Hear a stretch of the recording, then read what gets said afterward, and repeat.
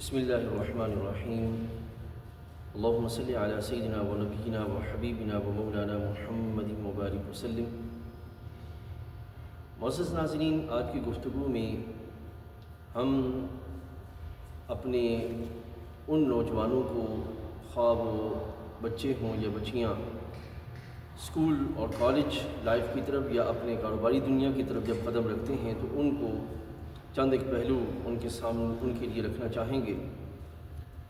معزز ناظرین، ایک ہے ایمان، جو ہمارا قیمتی سرمایہ، ہمارا رب ذوالجلال جل وعلا کی طرف سے عظیم فضل کا ایک بڑا ذریعہ ہے۔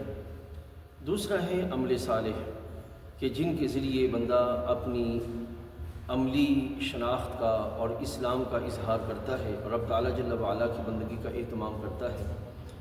تیسرا جو بڑا پہلو ہے معزز ناظرین، جو کہ باطنی اوصاف میں آتا ہے، وہ ہیں جن کو وصف کہا جاتا ہے، جن کو خوبیاں کہا جاتا ہے، جن کو چھپے باطنی اخلاق کہا جاتا ہے۔ ایک ہے اعمال ظاہری، ایک ہے اعمال باطنی۔ اعمال باطنی کے اندر بھی اصلاح کا ہونا، صالحیت کا ہونا ضروری ہے، کیونکہ مثلا اگر آنکھوں میں حیا ہوگی تو وہ آنکھ کو بدعملی سے بچائے گی۔ اسی طریقے سے اگر حیا کا پہلو پایا جائے گا تو زبان کو جھوٹ سے بچائے گا۔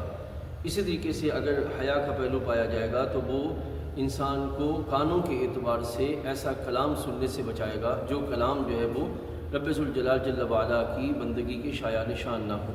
اس لحاظ سے معزز ناظرین، یہ تین پہلو جو ہے وہ اپنی زندگی میں رکھنا یہ ازز ضروری ہیں۔ ایک ہے ایمان، جس کا تحفظ ہر حال میں ضروری ہے۔